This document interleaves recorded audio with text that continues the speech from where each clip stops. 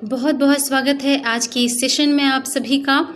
Friends, आइए आज के इस सेशन में हम एक फिजिक्स का बहुत ही इम्पॉर्टेंट टॉपिक स्टार्ट करते हैं और वो है स्टोक्स लॉ। तो friends, Stokes law by doctor Kalpana Singh, इस सेशन में हम आगे बढ़ते हैं। Friends, Stokes law is a law enunciated by Sir George G. Stokes. Sir George G. Stokes थे जिन्होंने स्टोक्स लॉ हमें दिया, और स्टोक्स लॉ को समझने के लिए हम एक कदम और आगे बढ़ते हैं। When a body falls through a fluid, when a body falls through a fluid, it drags the layer of fluid in contact with it. जब भी कोई ऑब्जेक्ट, कोई बॉडी किसी फ्लूइड में गिरती है, जैसा कि आप डायग्राम में देख पा रहे हैं कि ये एक स्फेरिकल ऑब्जेक्ट है और इस स्फेरिकल ऑब्जेक्ट को वर्टिकली डाउनवर्ड नीचे की तरफ ड्रॉप किया जाता है, गिराया जाता है।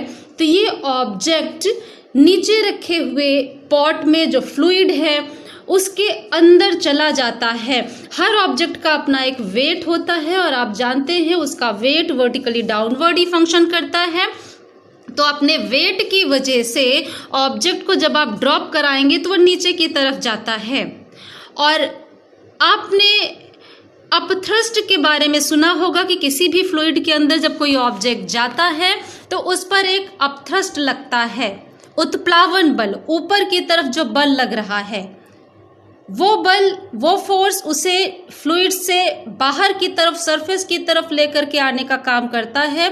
लेकिन अगर उस पे लगने वाले अपथ्रस्ट से उसका डाउनवर्ड लगने वाला वेट ज्यादा है तो ऑब्जेक्ट नीचे की तरफ ही जाएगा। जैसे ही फ्लूइड के अंदर पहुंचता है तो उस फ्लूइड के अंदर चूंकि अपथ्रस्ट कम हुआ और नीचे की तरफ लगने वाला वेट ज्यादा है तो दोनों का डिफरेंस जो है वो नीचे की तरफ फंक्शन करेगा और ऑब्जेक्ट फ्लूइड के अंदर नीचे की तरफ मूव करता हुआ चला जाएगा। तो फ्रेंड्स, यहाँ हमने यही केस लिया है क्योंकि अगर अपथ्रस्ट ज्यादा हो जाता तो ऑब्जेक्ट फ्लूइड के अंदर जाता ही नहीं। तो यहाँ चूंकि फ्लूइड के अंदर हमारा ऑब्जेक्ट जा रहा है, इसका मतलब इसका वेट ज्यादा है। तो when a body false through a fluid it drags the layer of fluid in contact with it.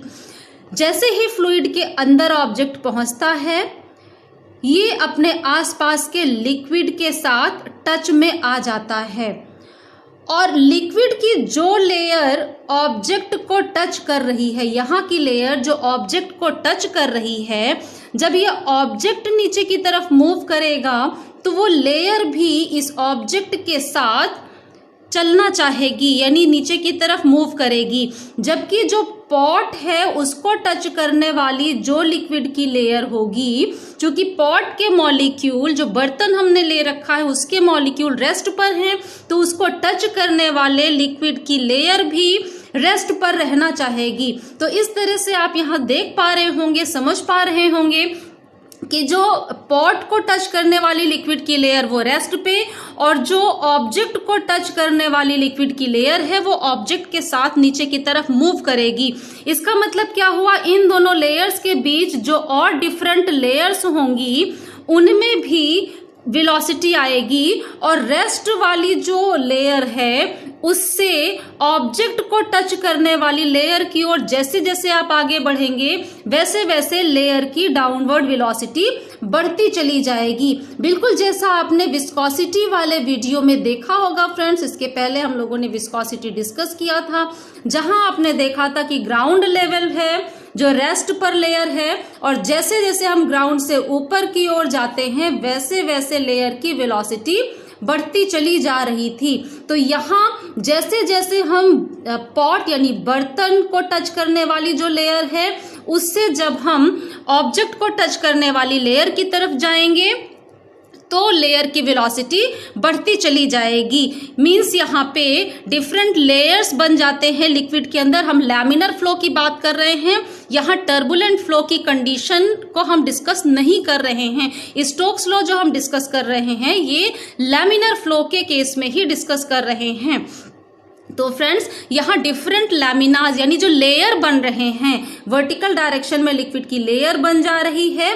In layers के बीच एक रिलेटिव मोशन डेवलप हो जाता है. There is a relative motion. A relative motion between different layers of the fluid is set, and as a result, the body experiences a retarding force. Of course, यहाँ आप देख पा रहे हैं कि जो बर्तन को टच करने वाली लेयर है वो रेस्ट पर है और जो ऑब्जेक्ट को टच कर रही है वो ऑब्जेक्ट के साथ नीचे की तरफ मूव कर रही है. इसका मतलब क्या हुआ कि जब हम ऑब्जेक्ट से बर्तन की ओर बढ़ेंगे तो लेयर की वेलोसिटी धीरे धीरे कम होती जा रही है और बर्तन को टच करने वाली लेयर बिल्कुल रेस्ट पर आ जा रही है. मींस जो ऑब्जेक्ट के पास की लेयर है उसको उसके जस्ट पहले वाली लेयर, जो कि ये वाली लेयर की वेलोसिटी कम है और ऑब्जेक्ट के पास वाली लेयर की वेलोसिटी ज्यादा है, मींस ये लेयर जो कि ऑब्जेक्ट से दूर है वो ऑब्जेक्ट के पास वाली लेयर को रोकने की कोशिश करेगी. इसी तरह आप कह सकते हैं कि जो ऑब्जेक्ट को टच करने वाली लेयर है उस पे क्या इफेक्ट आएगा, वो ऑब्जेक्ट को रोकने की कोशिश करेगी. मींस यहाँ पे एक रिटार्डिंग फोर्स डेवलप हो जाता है. एक ऐसा फोर्स आता है जो ऑब्जेक्ट के नीचे की ओर मोशन को अपोज करने लगता है और ये फोर्स जो डिफरेंट लेयर्स के बीच रिलेटिव मोशन की वजह से डेवलप हुआ है, जो एक रिटार्डिंग फोर्स ऑब्जेक्ट पर डेवलप कर रहा है, ये यहाँ पर विस्कस फोर्स है या विस्कस ड्रैग इसे कहते हैं. And it is seen that the viscous force is proportional to the velocity of the object. यहाँ ये चीज ऑब्जर्व किया गया कि जब एक स्फेरिकल ऑब्जेक्ट को जो गोले के फॉर्म में है जिसका रेडियस हमने यहाँ पे स्मॉल r से रिप्रेजेंट किया है, जब ये ऑब्जेक्ट लिक्विड के अंदर फ्लूइड के अंदर ड्रॉप कराया तो उस पर यहाँ जो लेयर्स बनते हैं लिक्विड के उनके बीच रिलेटिव मोशन डेवलप हो जाता है जिसकी वजह से ऑब्जेक्ट पर एक रिटार्डिंग अपवर्ड फोर्स लगने, ऑब्जेक्ट नीचे की ओर जा रहा है तो रिटार्डिंग फोर्स अपवर्ड लगेगा. तो जो ऊपर की तरफ रिटार्डिंग फोर्स डेवलप हो जा रहा है वो किस पे डिपेंड कर रहा है, ऑब्जेक्ट की जो डाउनवर्ड वेलोसिटी है v, यानी ऑब्जेक्ट की वेलोसिटी जितनी ज्यादा होगी रिटार्डिंग फोर्स जो कि अपवर्ड लग रहा है उसकी वैल्यू भी बढ़ती चली जाएगी. It is seen that the viscous force is proportional to the velocity of the object and is opposite to the direction of motion. तो अब जितनी बातें हमने देख ली हैं इसी के बेस पर हम स्टोक्स लॉ को यहाँ पे डिफाइन कर सकते हैं. According to Stokes law the viscous drag यानी जो अपवर्ड विस्कस फोर्स लग रहा था, according to Stokes law the viscous drag और viscous force on a small spherical body of radius r, on a small spherical body of radius r moving with a uniform velocity v. यहाँ uniform velocity की बात क्यों की है वो अभी हम आपको यहाँ पे एक्सप्लेन करेंगे. हम इसे ये भी कह सकते हैं मूविंग विद वेलोसिटी v. जब तक वो यूनिफॉर्मिटी पे नहीं आता तब तक हम उसे वेलोसिटी v कह सकते हैं. through a fluid of coefficient of viscosity eta is given by this value. यहाँ यह हार्ड एंड फास्ट कंडीशन नहीं है कि हम इसे यूनिफॉर्म वेलोसिटी कहें. हम इसे कह सकते हैं according to the Stokes law the viscous drag और viscous force on a small spherical body of radius r moving with velocity v through a fluid of coefficient of friction eta is given by this expression यानी F is equal to 6 pi eta RV. अब यहाँ पे ये uniform velocity की बात जब आएगी तो उसका मतलब ये हुआ कि ये टर्मिनल वेलोसिटी की कंडीशन में ऑब्जेक्ट पहुंच चुका है और टर्मिनल वेलोसिटी क्या है उससे हम अगले वीडियो में आपसे डिस्कस करेंगे. तो तब तक के लिए आप यहाँ जो यूनिफॉर्म वेलोसिटी बोला जा रहा है इसको सिर्फ वेलोसिटी कह सकते हैं और उससे स्टोक्स लॉ कंप्लीट हो जाता है. यहाँ यूनिफॉर्म लिखना कोई हार्ड एंड फास्ट कंडीशन नहीं है, ये जरूरी नहीं है. So, according to Stokes law, the viscous drag on a small spherical body of radius r moving with velocity v through a fluid of coefficient of viscosity eta is given by F is equal to 6 pi eta RV.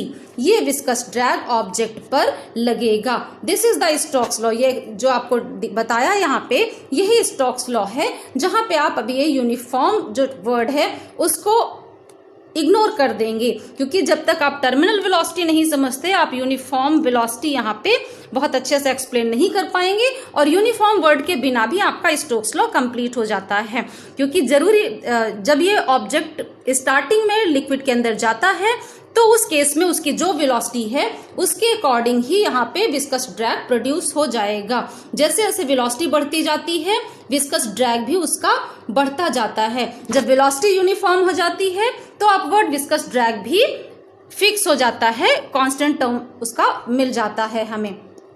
तो friends एक step और आगे बढ़ते हैं on the derivation of Stokes law on the basis of dimensional analysis. हम dimensional analysis के base पर किस तरीके से स्टोक्स लॉ को डिराइव कर सकते हैं, यानी जो अभी हमने देखा F is equal to 6 pi eta R V, वो एक्सप्रेशन हम किस तरीके से डिराइव कर सकते हैं जिससे हम स्टोक्स लॉ को एक्सप्लेन करते हैं by using the dimensional analysis.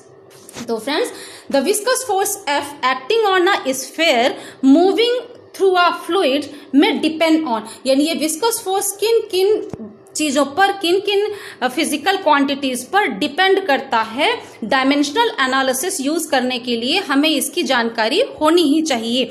तो अगर हम यहाँ ये कहें कि viscous drag F depends on coefficient of viscosity eta, radius of the spherical body r and velocity of the body v, इन तीन चीजों पर डिपेंड करता है। ये जानकारी हमें होनी ही चाहिए अगर हम डायमेंशनल एनालिसिस प्रोसेस यूज करने जा रहे हैं। तो ये बेसिक जानकारी हमारे पास है। अब इससे हमें डिराइव करना है expression F is equal to 6 pi eta r and v, ये टर्म हमें डिराइव करना है। तो फ्रेंड्स इसे डिराइव करने के लिए डायमेंशनल एनालिसिस पर हम आते हैं, और जो हमें नॉन वैल्यूज हमने अभी बोली कि ये हमें जानकारी होनी ही चाहिए, उन्हें यूज करते हैं। यानी विस्कस फोर्स या viscous drag F is proportional to, अब F ईटा R और V पर कैसे डिपेंड कर रहा वो हमें निकालना है, क्योंकि वो हमें नोन नहीं है। तो कैसे डिपेंड कर रहा है इसके हमें ये तो पता है कि F ईटा R V पर डिपेंड कर रहा है, लेकिन कैसे डिपेंड कर रहा है ये हमें और आपको पता नहीं है। तो इसलिए हमने यहाँ ये मान लिया कि F प्रोपोर्शनल है किससे, ईटा टू द पावर ए। हमने कोई भी नंबर यहाँ पे मान लिया कि ईटा पर डिपेंड करता है, कैसे, इस फॉर्म में डिपेंड करता है, eta to the power A के प्रोपोर्शनल है F। इसी तरह F is proportional to R to the power B, हमने यहाँ पे B भी कोई नंबर मान लिया है।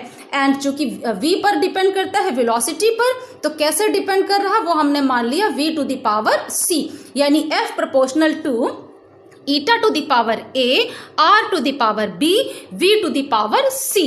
अब आप खुद सोचिए कि अगर यहाँ पर हमें ये ए बी सी जो नंबर्स हैं अगर इनकी वैल्यूज मिल जाए तो हमें पता चल गया कि एफ किस तरीके से ईटा आर और वी पर डिपेंड करता है। तो हमारा यहाँ पे एम क्या होगा, ए बी और सी इनकी वैल्यूज को निकालना। अब इनकी वैल्यूज हम कैसे डायमेंशनल मेथड से निकालेंगे, हम उस पर आगे चलते हैं। तो फ्रेंड्स यहाँ जो प्रोपोर्शनैलिटी साइन है, अगर हम उसकी जगह इक्वालिटी साइन लगाएंगे तो हमें एक प्रोपोर्शनैलिटी कांस्टेंट के यूज करना पड़ता है। इसलिए हमने अगले टर्म में जो लिखा F is equal to K eta to the power A, R to the power B, V to the power C, जिसे हमने इक्वेशन नंबर 1 ले लिया है। K is the proportionality constant. और फ्रेंड्स यहाँ पे जो प्रोपोर्शनैलिटी कांस्टेंट है वो एक डायमेंशनल लेस क्वांटिटी है, यानी इस प्रोपोर्शनैलिटी कांस्टेंट की कोई डायमेंशन नहीं होगी। डायमेंशनल एनालिसिस में जो प्रोपोर्शनैलिटी कांस्टेंट हम ले रहे हैं वो एक डायमेंशन लेस क्वांटिटी है जिसकी कोई डायमेंशन नहीं है। अब हम इससे एक स्टेप और आगे चलते हैं और जो इक्वेशन हमने बनाया वहां पर the dimension of the various physical quantities, हमें ये जितने फिजिकल क्वांटिटीज हमने यहाँ यूज किए हैं ईटा आर और वी, अब हम इनकी डायमेंशन हमें इनकी जरूरत पड़ेगी, क्योंकि इक्वेशन नंबर 1 को यूज करके हम इसके लेफ्ट साइड और राइट साइड जो टर्म्स हैं उनकी डायमेंशन लिख करके एक इक्वेशन बनाएंगे और फिर उसको आगे सॉल्व करके ए बी और सी की वैल्यूज निकालेंगे। तो उसके लिए हमें ईटा, आर और वी इन तीनों टर्म्स की डायमेंशन चाहिए और इस एफ यानी विस्कस फोर्स की भी डायमेंशन चाहिए। के जो कि एक डायमेंशन लेस है, इसलिए जब हम डायमेंशन लेफ्ट साइड और राइट साइड लिखेंगे तो के को वहां पे ड्रॉप कर देते हैं, इग्नोर कर देते हैं, क्योंकि के की कोई डायमेंशन नहीं है। तो फ्रेंड्स एक स्टेप आगे चलते हैं और देखिए एफ की डायमेंशन, ईटा की डायमेंशन, आर की डायमेंशन और वी की डायमेंशन, ये डायमेंशंस निकालना आप पहले से जानते होंगे। अगर डायमेंशन निकालने में भी आपको किसी तरीके की कोई भी प्रॉब्लम है तो आप कमेंट में लिखना ना भूलें। फ्रेंड्स मैं अलग से एक वीडियो लेकर के आऊंगी जिसमें मैं डायमेंशन कैसे हम लोग कैलकुलेट करेंगे उसके बारे में डिस्कस करूंगी। तो यहाँ अभी हम डायरेक्ट ले लेते हैं कि विस्कस ड्रैग यानी विस्कस फोर्स, तो फोर्स हुआ यानी एफ की डायमेंशन, फोर्स की जो डायमेंशन होती है वो लिखेंगे, ईटा कोफिशिएंट ऑफ विस्कोसिटी है उसकी डायमेंशन, आर रेडियस है स्फेरिकल बॉडी का, उसका जो रेडियस मीन्स लेंथ उसकी डायमेंशन, और वी वेलोसिटी है उसकी डायमेंशन। और इन चारों की जो डायमेंशन है वो जो इक्वेशन अभी आपने यहाँ पे निकाला है, F is equal to K eta to the power A, R to the power B and V to the power C।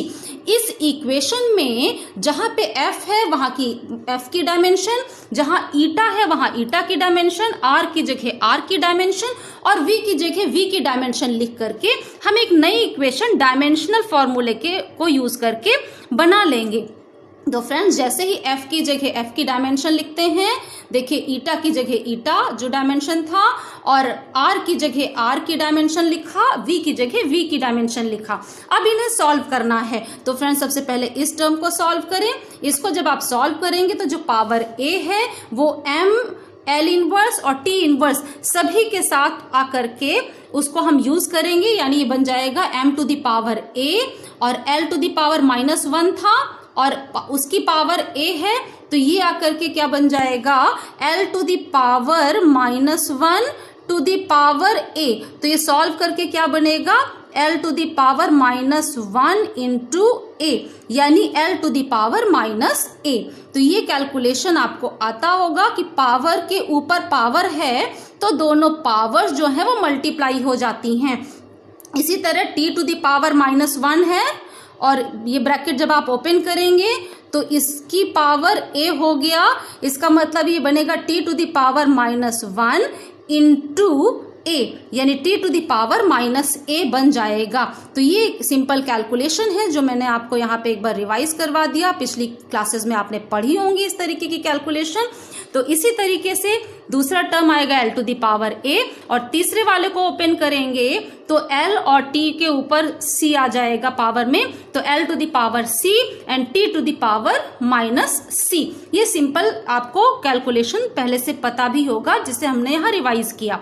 अब यहाँ देखिए जो ये ब्रैकेट्स हम ओपन करेंगे तो देखिए जहां M कहाँ पर है, तो M तो एक ही जगह पर है, राइट साइड में जब हम बात कर रहे हैं तो M एक ही जगह पर है जिसकी पावर है A, इसलिए M की पावर हमने A लिख लिया। फिर आइए L टू द पावर यहाँ -A है, ये L to the power B है और एक L to the power C है। तो जितने टर्म मल्टीप्लाइड होते हैं उनकी पावर ऐड हो जाती हैं, इसलिए L टू द पावर तीनों को अगर हम देख ले तो उनकी पावर ऐड होकर क्या बनेगा -A + B + C। इसी तरह T ले लें तो T दो जगह पर है, T to the power -A and T to the power -C। जब इनको हम एक साथ लिखेंगे तो मल्टीप्लाइड टर्म है तो उनकी पावर ऐड होकर के बनेगी T to the power -A -C। अब यहाँ देखिए लेफ्ट साइड में M, L और T कुछ पावर्स में है और राइट साइड में भी M, L एंड T कुछ पावर्स में हैं और बीच में इक्वेलिटी साइन है। इसका मतलब क्या है, दोनों टर्म लेफ्ट और राइट इक्वल हैं। अगर ये टर्म इक्वल हैं तो इसका सीधा सा मीनिंग ये निकलना चाहिए कि M जो फिजिकल क्वांटिटी है उनकी पावर सेम होंगी, L की पावर्स आपस में सेम होंगी और T की पावर्स भी सेम होंगी, यानी लेफ्ट साइड और राइट साइड को अब कंपेयर करके हम इनकी पावर्स को इक्वल लिखें। मतलब लेफ्ट साइड में M की पावर है 1 और राइट साइड में है m की पावर a, यानी a इज इक्वल टू होना चाहिए 1। इसी तरीके से लेफ्ट साइड में l की पावर 1 और राइट साइड में minus a plus b plus c, यानी minus a plus b plus c is equal to होना चाहिए 1। इसी तरीके से t की पावर्स को भी कंपेयर करके इक्वेट कर देंगे। तो जब हम लेफ्ट साइड और राइट साइड की पावर्स को कंपेयर करेंगे, क्योंकि तभी हम कह सकते हैं ये डायमेंशन लेफ्ट साइड और राइट साइड वाला जो डायमेंशनल फॉर्मूला है वो इक्वल है। जब m की पावर से इक्वल हो, l की पावर के इक्वल हो और t की पावर के इक्वल हो। तो फ्रेंड्स, हम इस तरीके से कंपेयर करके यहाँ पे 3 इक्वेशन हमें मिल जाती हैं a, b और c की। इन इक्वेशन को सॉल्व करके हम a, b, c तीनों की वैल्यू निकाल सकते हैं, जो कि बहुत सिंपल है। आप आराम से यहाँ देख सकते हैं a तो वेल नोन हो गया पहले से ही, a इज इक्वल टू 1 है। अगर इस इक्वेशन को हम देखें तो यहाँ a की वैल्यू सब्स्टिट्यूट कर दीजिए, a की वैल्यू आ जाएगी माइनस a है जो कि, तो -1 minus c is equal to -2। तो अब -1 को दूसरी साइड ले जाइए, इसको सॉल्व करिए तो c इज इक्वल टू मिल जाता है 1। ये सोल्यूशन आपको बहुत सिंपल है, आपको पता होगा इसके बारे में। तो c भी आपको मिल गया 1 वैल्यू और a की वैल्यू भी है 1। अब अगर इस इक्वेशन में आप a की वैल्यू 1 रख दें और c की वैल्यू 1 रखें, इसे सॉल्व कर दें, तो आपको b की भी वैल्यू मिल जाएगी। और तीनों का ही जब आप कैलकुलेशन करते हैं तो आपको a, b, c तीनों की वैल्यू 1 मिल जाती है, यानी a is equal to b is equal to c is equal to 1। Now अब ABC की जब तीनों की वैल्यू हमें मिल गई, तो इन तीनों वैल्यूज को हम इक्वेशन 1 में सब्स्टिट्यूट करेंगे। जो इक्वेशन अभी पीछे हम लोगों ने निकाली थी, दिस इज द इक्वेशन 1, जहां से हमने स्टार्ट किया था। इसमें ABC की वैल्यू जब इस इक्वेशन में आप सब्स्टिट्यूट करेंगे तो आपको मिल जाएगा F is equal to K eta R V. Friends, dimensional analysis method से हम कभी भी प्रोपोर्शनलिटी कांस्टेंट की वैल्यू नहीं निकाल पाते हैं।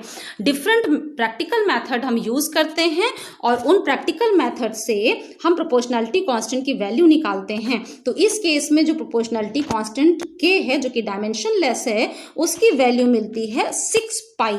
और जैसे ही हम इस टर्म में, इस इक्वेशन में 6 पाई k की जगह सब्स्टिट्यूट करते हैं तो हमें मिल जाता है F is equal to 6 pi eta R V, जो कि हम लोगों ने स्टोक्स लॉ को इसी तरह से डिफाइन किया था कि ये जब आप किसी ऑब्जेक्ट को, किसी स्मॉल स्फेरिकल बॉडी को किसी फ्लूइड में ड्रॉप कराते हैं, उस स्फेरिकल बॉडी का रेडियस है स्मॉल r और वो v वेलोसिटी से मूव कर रही है, तो उस पर अपवर्ड डाउनवर्ड ऑब्जेक्ट मूव कर रहा है तो अपवर्ड विस्कस ड्रैग उस पर लगेगा F, जिसकी वैल्यू होगी 6 पाई ईटा आर वी। तो इस तरीके से हम डायमेंशनल एनालिसिस मेथड यूज करके स्टोक्स लॉ का एक्सप्रेशन यहाँ पे डिराइव कर पाए हैं। और आपने देखा हमने किस तरीके से स्टोक्स लॉ का स्टेटमेंट हम लिख सकते हैं, समझ सकते हैं। तो स्टोक्स लॉ में इतना ही। अभी थोड़ा सा जानकारी स्टोक्स लॉ के संबंध में जरूर देना चाहेंगे कि क्या कंडीशंस हैं जिन कंडीशंस में स्टोक्स लॉ होल्ड करता है, यानी conditions for validity of Stokes law. तो वैलिडिटी के लिए क्या कंडीशन होनी चाहिए? The first condition is the fluid through which the body moves must have infinite extension. मतलब जो अभी स्टार्टिंग में डायग्राम हम लोगों ने लिया था कि ये कोई पॉट है जिसमें लिक्विड है, इसके अंदर एक स्मॉल स्फेरिकल ऑब्जेक्ट को हमने ड्रॉप कराया। तो यहाँ जो हम फ्लूइड ले रहे हैं, यानी ये जो यहाँ पे फ्लूइड भरा हुआ है, ये बहुत बड़े पॉट में हमें लेना चाहिए। रीजन क्या है फ्रेंड्स, कि एक पॉइंट और यहाँ पे बता दें कि पॉट जो है इनफाइनाइट एक्सटेंशन का लेंगे, लेकिन ऑब्जेक्ट वेरी स्मॉल लेना होता है। अब यहाँ इसका रीजन क्या है कि हम कह रहे हैं कि फ्लूइड जो है इनफाइनाइट एक्सटेंशन का हो।